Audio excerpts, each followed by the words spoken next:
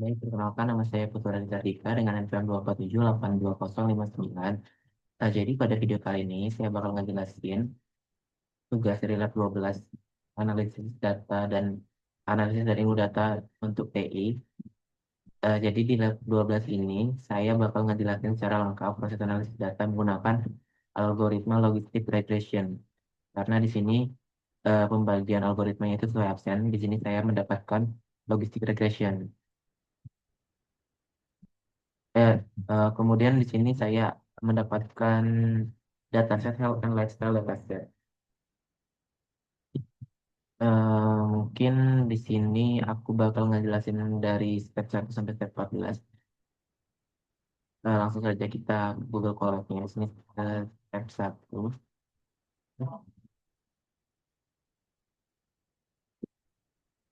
Jadi step 1 ini ada upload dataset di sini. Jadi ya seperti biasa itu cuman mengupload dataset dari file dari komputer lokal ke Google Colab ini supaya dia nanti bisa dianalisis oleh Google Colab-nya sesuai kode-kode yang kita ceritakan kepada ke Google Colab-nya gitu untuk menganalisis data. Kemudian di step kedua di sini ada import library. Di step kedua ini nih aku itu mengimport semua library yang dipakai. Nah, di sini bisa dilihat library-nya ada 1, 2, 3, 4 dan Xcolor nih ya. Ada 5 berarti ya. Di sini dikasih alias juga supaya nanti kalau dipanggil itu nggak usah panjang-panjang, manggilnya kita cukup nanti aliasnya aja gitu. Di sini aku jelasin dikit library-nya. Nah, Pandas itu buat baca data, kemudian NumPy itu buat operasi numerik, kemudian Matplotlib itu buat visualisasi, Seaborn juga sama buat visualisasi. Kemudian ada trend underscore test split ini tuh buat membagi data, kemudian standar scalar ini dia buat scaling, kemudian ada logistic regression ini tuh membangun model, kemudian ada metrik seperti confusion metric dan juga akurasi, erosi, proof dan sebagainya. Oke, kemudian setelah kita mengimport ini, kita itu udah siap untuk masuk ke step analisis. Ini langsung ada ke step yang pertama, di sini step yang dasar banget sebenarnya. Di sini tuh kita bakal ngeload datasetnya. Seperti biasa lah, di semua praktikum juga dilakukan ini. Di step ini tuh kita bakal ngeload datasetnya ke data frame yang kita bakal buat gitu. Di sini tuh perintahnya ada di f id.read underscore csv, kemudian diikuti oleh nama file dataset kita yang kita upload gitu. Nah, .head di sini nih yang di bawah ini tuh buat nunjukin 5 baris pertama. Nah, di sini kita di outputnya bisa ngelihat kolom-kolom kayak age, gender, height, weight, BMI, daily steps, segala macam di situ banyak pokoknya. Dan beberapa kolom kategori lainnya pokoknya banyak sampai sampai di sini. Di ada di sini. Untuk banyak pokoknya ya. Nah, itu tuh tandanya itu datasetnya itu udah berhasil dimuat gitu atau udah berhasil di load dan dia sudah berhasil mengambil 5 kolom pertama gitu, 5 baris pertama dari dataset tersebut. Gitu.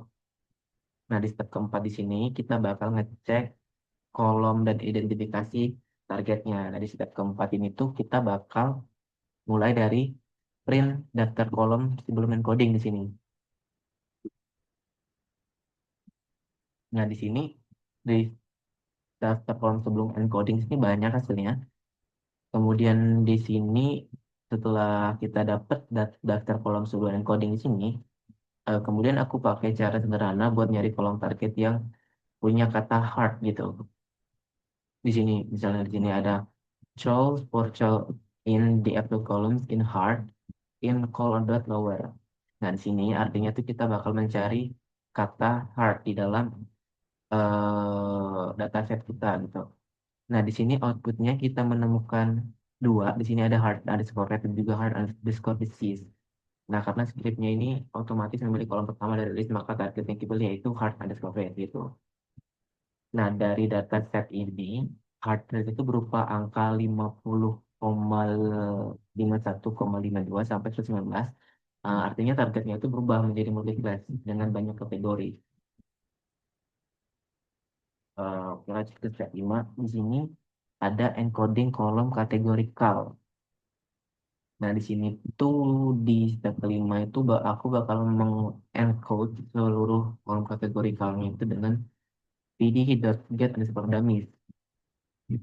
Kenapa menggunakan pd.get underscore dummies di sini itu karena logistic regression itu cuma bisa baca angka, bukan teks kayak male, female, muter, dan lain-lain tuh.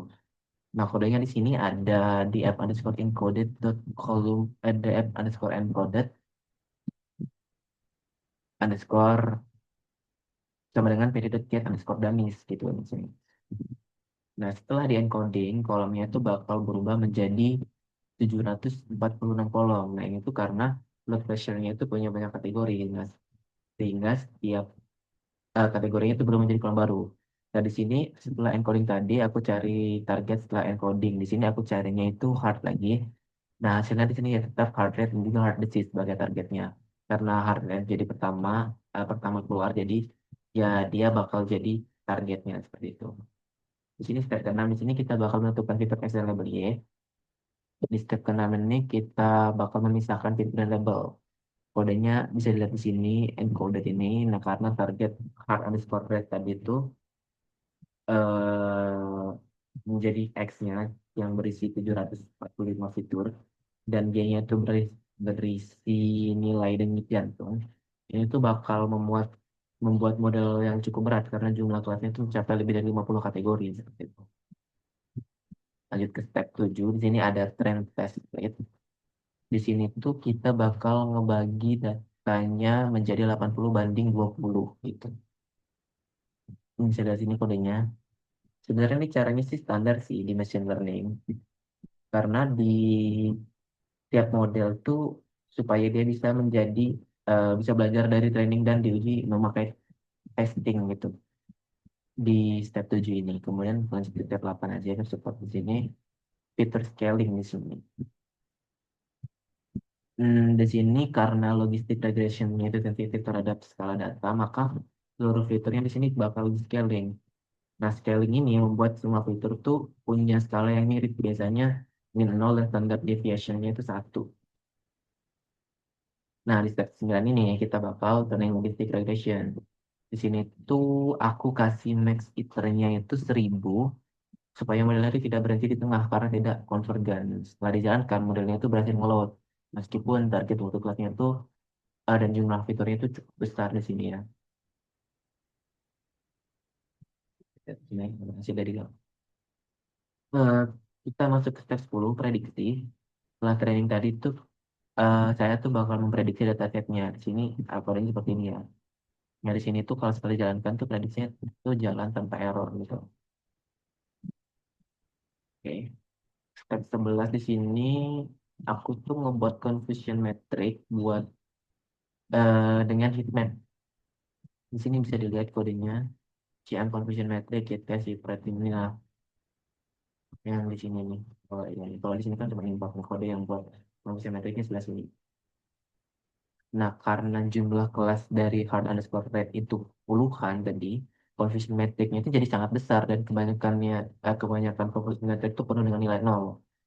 Karena modelnya itu suruh memprediksi kelasnya sangat spesifik gitu. Kemudian di step ke-12 di sini ada evaluasi model. Di step ke-12 ini tuh bagian yang paling penting sebenarnya karena di sini aku menghitung akurasi dan classification report. Di sini hasilnya itu 0,01, ya cuma 1%. Di sini kenapa jelek banget akurasinya karena targetnya tuh lebih dari 50 kelas gitu. Dan jumlah fiturnya itu sampai 746 kolom dan logistik regresinya itu kurang cocok untuk prediksi angka heart rate sebagai kelas dan juga banyak kelas yang tidak seimbang. Kemudian classification reportnya juga itu menunjukkan precision dengan recall yang banyak nolnya gitu. Jadi modelnya tuh nggak bisa memprediksi heart rate dengan baik. Karena itulah di sini akurasinya jelek 0,01. Oke, masuk ke step 13. Di sini ada ROC curve multiclass one versus rest. Nah, di step 13 ini tuh aku ngebuat ROC curve untuk tiap kelas dengan pendekatan one versus rest. Di sini kodenya itu ada classes sort unique di sini dan teman-temannya di bawah ini. Di sini karena kelasnya banyak banget, grafik korelasinya jadi panjang dan penuh garis kayak gini dia nih. Dan beberapa kelas itu dapat AUC lumayan, tapi merit testnya AUC-nya rendah gitu. Tuh, kebanyakan yang rendah dia di sini AUC-nya. AUC-nya. Jadi, kemudian step ke-14 yang terakhir di sini ada analisis coefficient logistic regression. Di step 14 ini aku tuh ngecek coefficient fitur di sini. Nah, dari sini tuh kita bisa lihat di outputnya fitur-fitur seperti weight underscore KG itu coefficientnya positif. Kemudian blood pressure kategori tertentu itu positif, kemudian arth oscillate itu coefficientnya negatif, dan juga smoker dan diabetik itu negatif gitu. Nah, karena targetnya adalah heart rate, coefficientnya itu menjelaskan seberapa besar kontribusi itu terhadap pergeseran nilai detak jantung ke arah kelas tertentu. Di sini bisa dilihat juga ada 325 row dan 2 columns. Ya, mungkin cukup sekian. Jadi itu semua tadi itu step analisis yang aku lakukan buat menggunakan logistic regression dengan target heart rate.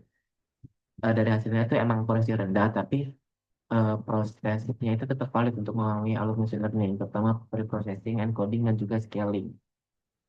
Mungkin cukup sekian video hands-on dari aku. Semoga eh, bisa membantu teman-teman dan juga memenuhi tugas praktikum. Jika ada kesalahan saya dalam mengerjakan tugas dan menjelaskan tugas saya mohon maaf. Saya akhiri. Terima kasih dan sampai jumpa di video selanjutnya.